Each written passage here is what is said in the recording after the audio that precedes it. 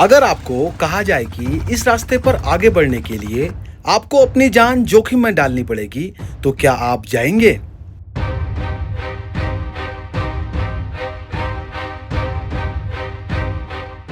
ऊपर पहाड़ से गिरते पत्थर, नीचे गहरी खाई, सामने बारिश, और जिस सड़क पर आपको चलना है वही सड़क कई जगह से टूटकर नीचे जा चुकी है।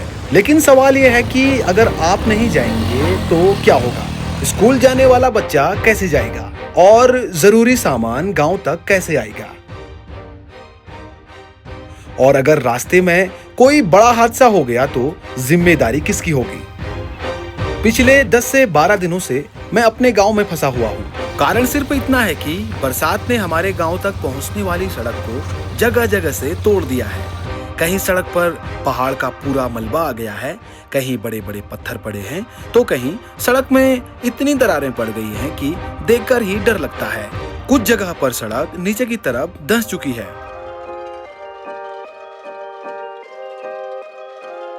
आज मैंने तय किया कि चाहे रास्ता जैसा भी हो, मैं गांव से बाहर निकलने की कोशिश करूंगा।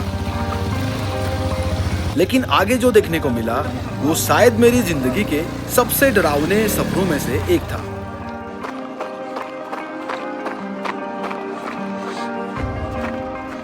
यहाँ से आई है बाइक, यहाँ से। हल्की सी मिस्टेक हो जाने पर कहानी यहीं पर समाप्त हो जानी थी। Good morning. आप में से कई लोगों के मुझे बहुत सारे मैसेज, कमेंट और कॉल आते हैं। अर्जुन भाई, बहुत टाइम हो गया है, आजकल आपके वीडियो नहीं आ पा रहे हैं। कारण क्या है कि मैं गांव में फंसा पड़ा हूँ। ना लाइट है, ना नेटवर्क काम कर रहे हैं, और ना अप डाउन के लिए रोड। भाई सड़क इतनी बुरी तरीके से ख़राब हो गई है, मैं बता नहीं सकता। आज पूरे 2 हफ्ते हो गए हैं।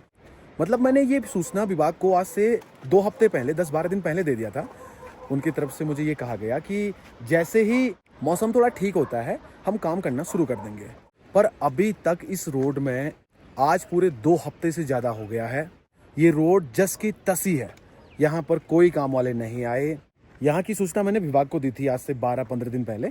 उन्होंने कहा कि यार 1-2 दिन जैसे मौसम ठीक होता है हम तुरंत आ जाएंगे और कुछ ना कुछ वैकल्पिक तो हम कराएंगे, रोड का लोगों का आना जाना हो जाए और इमरजेंसी में लोग चल पाएँ। पर बीच में 2-4 दिन मौसम ठीक रहा। भाई उनके तरफ से कोई काम अभी तक नहीं हुआ, क्योंकि मैं अपडेट लेते जा रहा था कि यार वहाँ पर काम शुरू हो गया। क्योंकि मेरी गाड़ी यहाँ, मेरी बाइक यहाँ फंसी है, मुझे गांव से बाहर निकालना था। एक कंटेंट क्रिएटर हूँ भाई, मुझे एक जगह इतना रुकना मेरे लिए बहुत दिक्कत हो जाती है। उसके बाद बार बार क्या ही बोलें, तुरंत माइंड में आया यार जैसे तैसे बाइक को पार कर लूँ।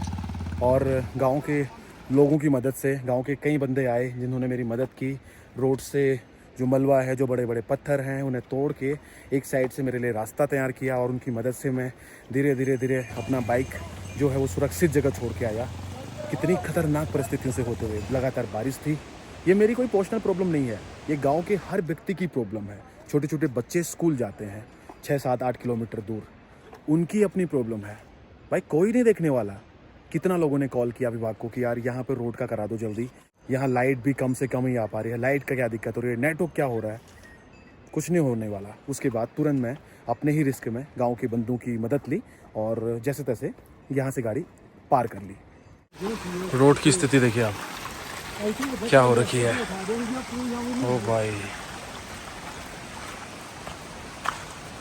आप कैमरे में जो सड़क देख रहे हैं ये कोई सुनसान पहाड़ी रास्ता नहीं है जहां कभी कभार कोई इंसान आता जाता हो।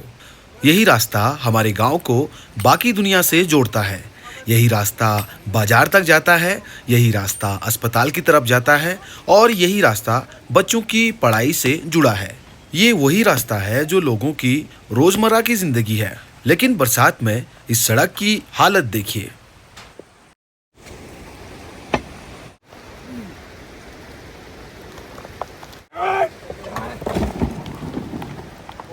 ये पहाड़ की खासियत है। मुसीबत आने पर यहाँ के लोग एक दूसरे के साथ खड़े हो जाते हैं, और आज भी यही हुआ। बड़े बड़े पत्थरों को हटाया गया, मलबे को एक तरफ किया गया, और जहाँ थोड़ा रास्ता बचा था उसे किसी तरह चलने लायक बनाया गया। रास्ता पूरी तरह सुरक्षित नहीं था, लेकिन कम से कम एक तरफ से बाइक निकालने की उम्मीद दिखाई देने लगी।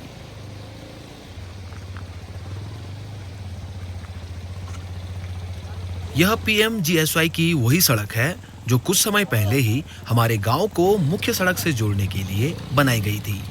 अभी इस सड़क को बने 1 साल भी पूरा नहीं हुआ, लेकिन आज इसकी हालत देखकर सवाल खड़े होना स्वाभाविक है।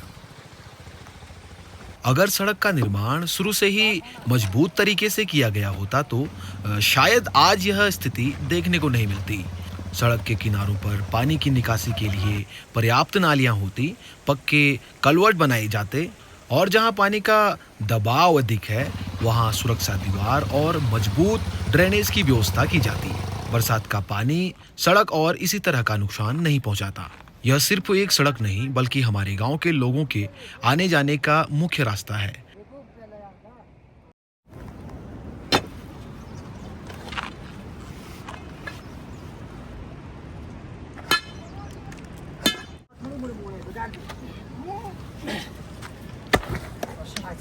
जैसे जैसे पत्थर और मलबा हटाते हुए मैं आगे बढ़ रहा था, वैसे वैसे सड़क और मुश्किलें और बढ़ती जा रही थी।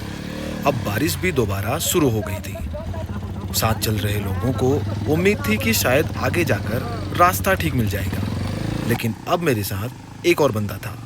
केवल 2 बंदे और रास्ता खतरनाक।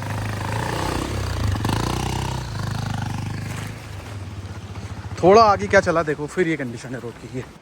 ये देखिए, वहां भी इसको हटा दे।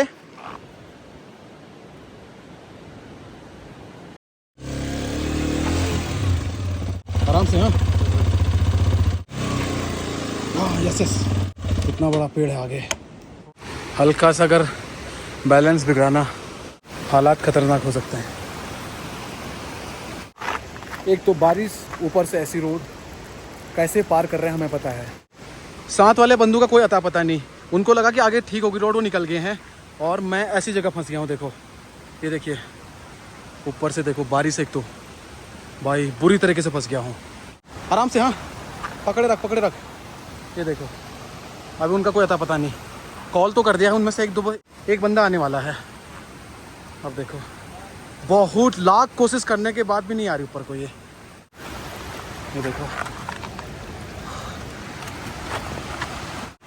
देखो किस सिचुएशन में छोड़ दिया इसको। यहाँ से कभी भी आ सकता है, बारिश से कंटिन्यू। देखो, आपने जिस व्यक्ति को कॉल किया है वह अन्य कॉल पर व्यस्त है। कृपया प्रतीक्षा करें या कुछ समय।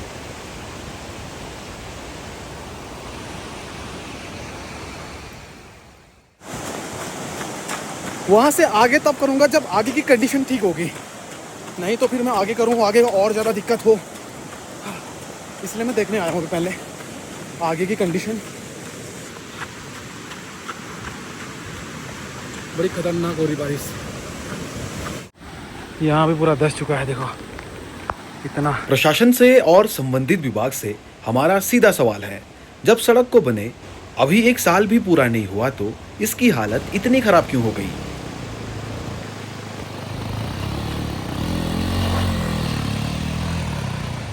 हम किसी पर आरोप लगाने के लिए नहीं बल्कि इस सड़क को सुरक्षित और टिकाऊ बनाने के लिए आवाज उठा रहे हैं, क्योंकि पहाड़ों में सड़क सिर्फ विकास का साधन नहीं बल्कि लोगों की जिंदगी और जरूरतों से जुड़ी हुई है। ये कभी भी जा सकता है। फाइनली यहाँ से जैसे तैसे पार कर लिया है। वो हमें पता है कि कैसे और किस सिचुएशन में हमने इसको पार किया है।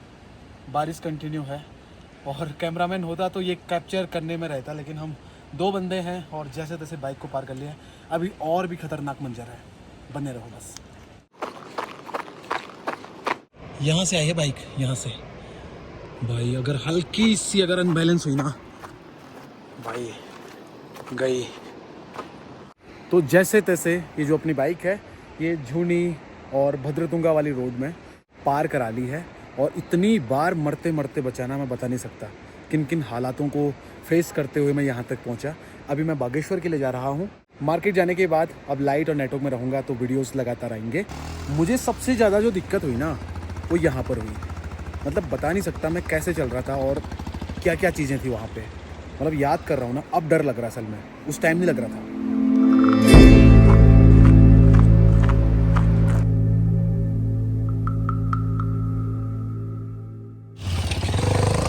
ये देखो, ये कंडीशन हो रखी है। और यहाँ से मैंने बाइक निकाली। अंकल जी के हाथ में कैमरा था लेकिन उनसे शूट नहीं हो पाया। बस यही है वो खतरनाक मंजर जहाँ आज मैंने बाइक को जैसे तैसे पार करा लिया है। तो आज का ये वीडियो यहीं पर समाप्त होता है। बहुत जल्द मिलते हैं आपसे अगले किसी बेहतरीन वीडियो में। आज कांडा पहुँचे हैं। कांडा में मेरे साथ, क्या आप इनको जानते हैं, शेखर तिवारी जी मेरे साथ में है। आज यहाँ पर हमारा एक प्रोग्राम होना है, उसके भी छोटे छोटे क्लिप आपको भी शेयर करते हैं। बाकी मिलते हैं बहुत जल्द अगले बेहतरीन वीडियो में।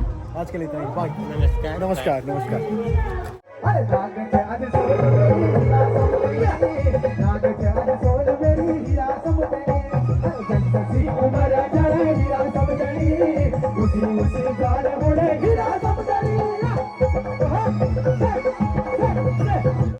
अरे यूं पड़ा पार्टी में सुआ, यूं पड़ा पार्टी में, अरे कंजा काटी राखी जुड़ो।